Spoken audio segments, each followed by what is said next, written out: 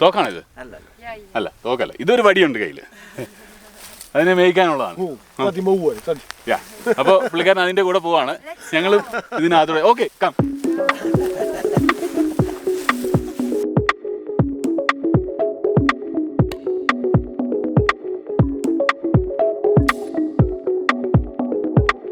ലിജോ ഇരിക്കുന്ന പോലെ ഇരിക്കാൻ എനിക്ക് ബുദ്ധിമുട്ടാണ്. Oh, I cannot like this. Yeah, No way. let me sit like this.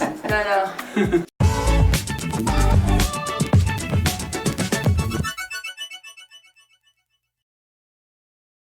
ഉപ്ലിറ്റ് CK, ആ പേര് പറയാനായിട്ടുണ്ടല്ലോ ഞാൻ കുറേ പാടുപെട്ട് ബൈഹാർട്ട് ചെയ്യാനായിട്ട് ശ്രമിച്ചതാണ്.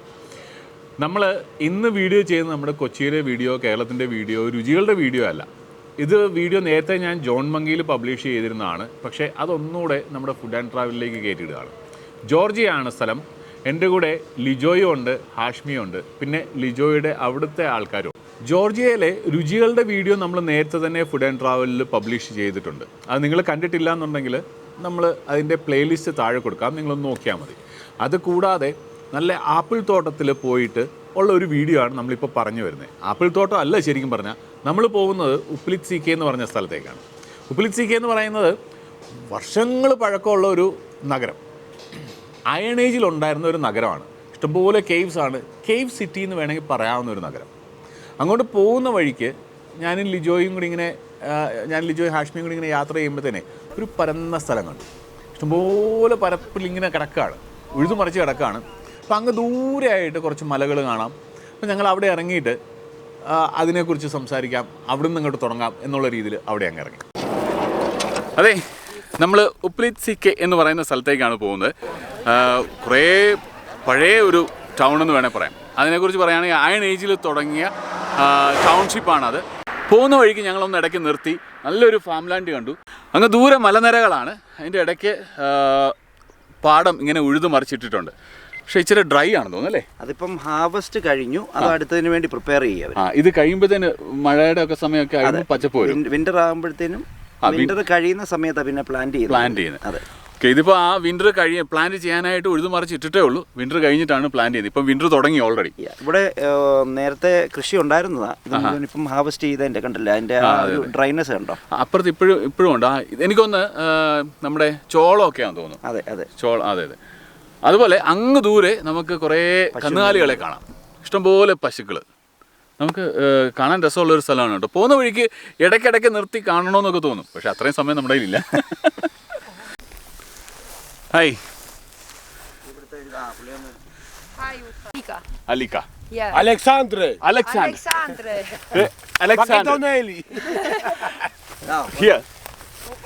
അലക്സാണ്ടർ. ഈ ചേട്ടനാണ് ഈ കന്നുകാലികളുടെ എല്ലാ ഉടമയും ഇതിനെല്ലാം നോക്കുന്നു. നമ്മളിങ്ങനെ വന്നപ്പോൾ പുള്ളി വിചാരിച്ച് നമ്മൾ കന്നുകാലി വെട്ടിയടിച്ചുകൊണ്ട് പോകാനായിരുന്നു. പുള്ളി ചാടി എഴുന്നേറ്റ് വന്നു. തോക്കൊക്കെ ഉണ്ടെന്ന് തോന്നുന്നു അല്ലേ? തോക്കാണിത്? അല്ല, തോക്കല്ല. ഇതൊരു വടിയുണ്ട് കയ്യിൽ, അതിനെ മേയ്ക്കാനുള്ളതാണ്. അപ്പോൾ പുള്ളിക്കാരൻ അതിൻ്റെ കൂടെ പോവാണ്, ഞങ്ങളും ഇതിനകത്തൂടെ. Okay, come.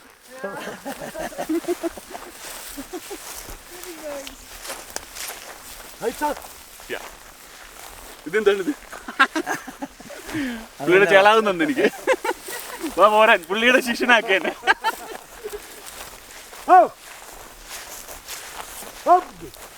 ശരിക്കും പറയാണല്ലോ, ഇവരുടെ കൂടെ ഇങ്ങനെ വന്ന് ജീവിക്കും ഒരു പ്രത്യേക സന്തോഷമാണ്.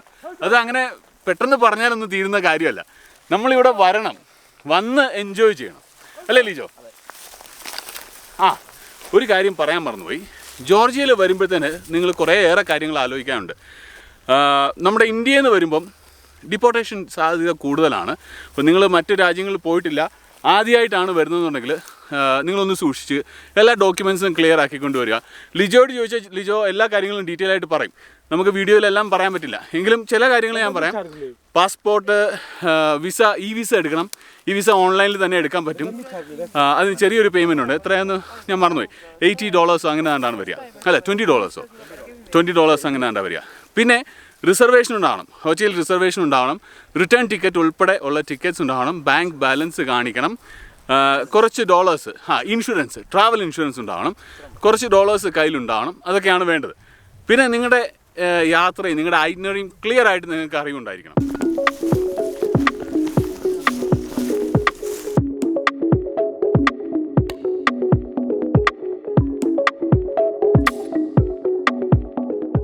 ഇത് നമ്മൾ വീണ്ടും വണ്ടി നിർത്തിയ മറ്റൊന്നും കൊണ്ടല്ല, ഒരു ആപ്പിൾ തോട്ടം കണ്ടു, ഇഷ്ടം പോലെ ആപ്പിളും. അത് കണ്ട പിന്നെ നമ്മൾ നിർത്താതിരിക്കും അല്ലേ? കേട്ട് ഇനിയിപ്പം കുറച്ച് ആപ്പിളിൻ്റെ അവർ പറിച്ചുകൊണ്ടിരിക്കുകയാണ്. അതൊക്കെ കണ്ട് 1-2 ആപ്പിൾ കഴിക്കാൻ കിട്ടുകയാണെങ്കിൽ അതും മേടിച്ചുകൊണ്ട് അങ്ങ് പോവാം. ഇംഗ്ലീഷ് ഇവർക്ക് നന്നായിട്ട് അറിയില്ല, ജോർജിയൻ ഭാഷ ആണ് ഇവർ ഉപയോഗിക്കുന്നത്. പക്ഷേ ആപ്പിളൊക്കെ ഇങ്ങനെ കളക്ട് ചെയ്തിട്ടുണ്ട്. ആപ്പിൾ മരത്തിലും ഒക്കെ ഉണ്ട് ആപ്പിൾ. നമുക്ക് വേണമെന്നുണ്ടെങ്കിൽ അതൊക്കെ ഒന്ന് കാണാം. Interview full size Levi.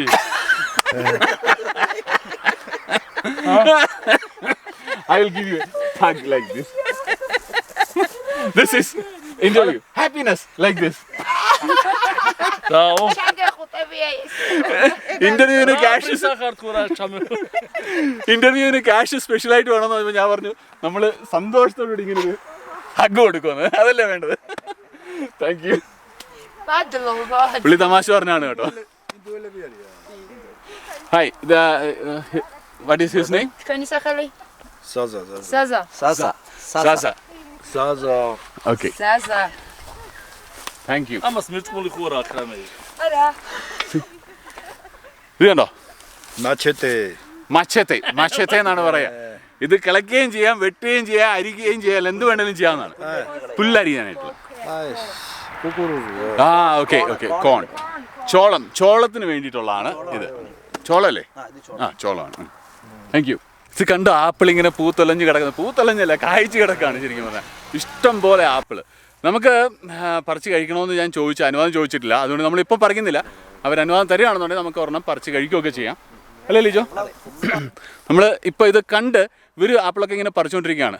ഇപ്പോൾ ഹാർവസ്റ്റ് സീസണൊക്കെ കഴിഞ്ഞു വരുന്നു. എങ്കിലും അവസാന ഭാഗമായിട്ട് ഒരു വെടിക്കുള്ള മരുന്ന് നമുക്ക് കിട്ടി. ഒരു ആപ്പിൾ പറിച്ചോട്ടെ എന്ന് ചോദിച്ചു. അവർ സന്തോഷത്തോടുകൂടി പറിച്ചോളാൻ പറഞ്ഞു. അപ്പോൾ നമുക്ക് ഏതിലും ഒരെണ്ണം പറിക്കാം അല്ലേ? വേണ്ടേ? ഒരു നല്ല ആപ്പിൾ കിടപ്പുണ്ട്. അയ്യോ, ഒരെണ്ണം പറിച്ചപ്പോഴത്തേന് 3 എണ്ണം പോന്നു.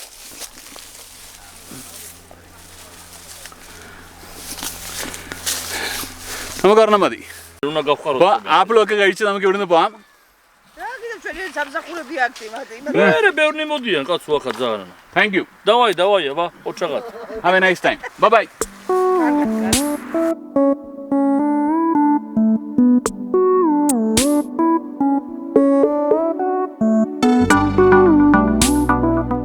ഈ ഉപ്ലിറ്റ്സിക്ക എന്ന വാക്കിൻ്റെ അർത്ഥം എന്ന് പറഞ്ഞാൽ ലോർഡ്സ് കാസിൽ എന്നാണ്.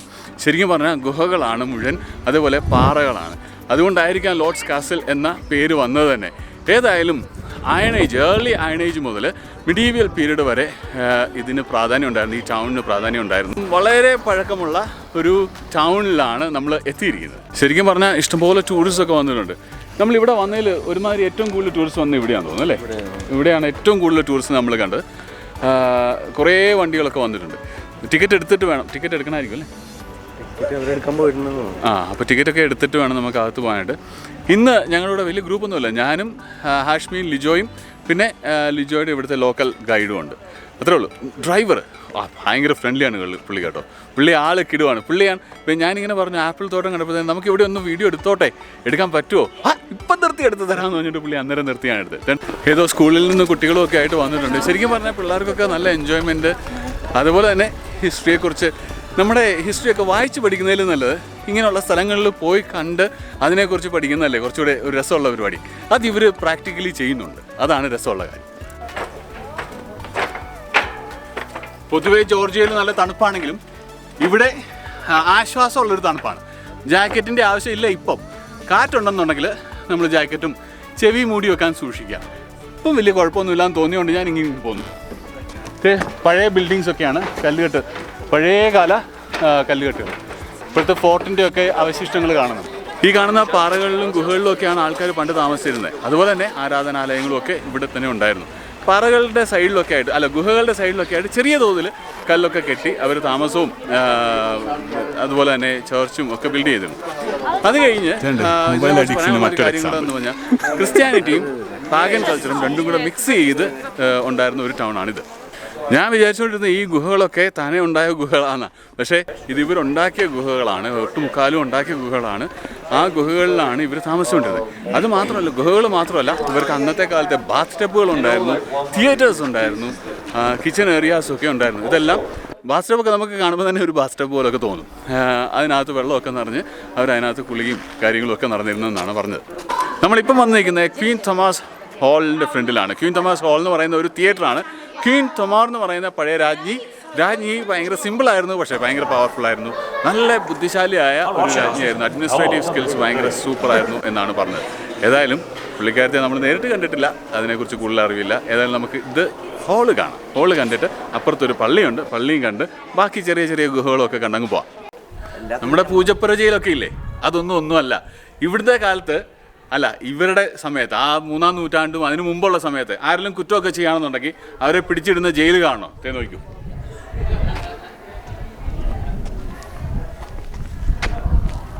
ഇതിനകത്ത് കിടക്കണം, വർഷങ്ങളോളം കിടക്കും, തീറ്റയിട്ട് കൊടുക്കും. അങ്ങനെ അവസാനം നമ്മൾ ഏറ്റവും മേളിലുള്ള ആ കെട്ടിടം എന്ന് വേണേൽ പറയാം ഇനിയിപ്പം, കാരണം ഇത് കൺസ്ട്രക്ട് ചെയ്തിരിക്കുന്നതാണ്. അപ്പോൾ അവിടെ എത്തിയിട്ടുണ്ട്. ഇത് പള്ളിയാണ്, ചർച്ച് ഓഫ് പ്രിൻസിൽ എത്തിയിരിക്കുകയാണ് ഇപ്പം നമ്മൾ.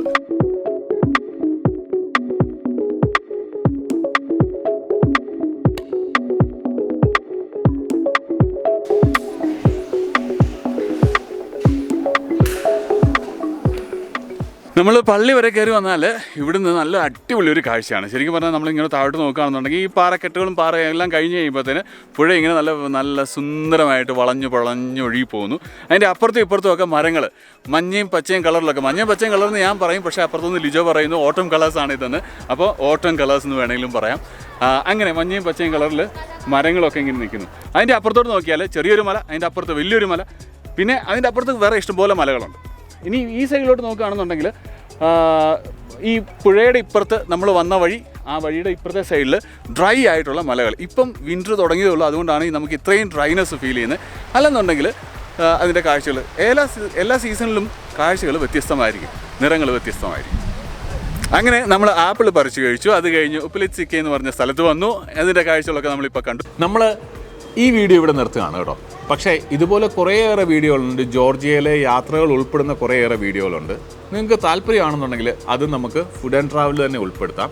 അതേപോലെ തന്നെ കൂടുതൽ വീഡിയോസ്, യാത്ര റിലേറ്റഡ് ആയിട്ട് വീഡിയോസ് നിങ്ങൾക്ക് താല്പര്യമുണ്ട്, നമ്മളത് ചെയ്യാൻ നിങ്ങൾക്ക് താല്പര്യമുണ്ടെന്നുണ്ടെങ്കിൽ നമ്മൾ അതും ഉൾപ്പെടുത്താം. പക്ഷേ അത് ഫുഡ് ആൻഡ് ട്രാവലിൽ വേണോ, വേറൊരു സെപ്പറേറ്റ് ചാനലായിട്ട് വേണോ എന്നുള്ള കാര്യം നിങ്ങൾ പറയുക. അപ്പം ഈ വീഡിയോ ഇവിടെ നിർത്തുന്നു. അടുത്ത വീഡിയോ ഉടനെ ഉണ്ടാവും. നിങ്ങൾ കൂടെ ഉണ്ടാവുക. തൽക്കാലത്തേക്കിന് ബൈ.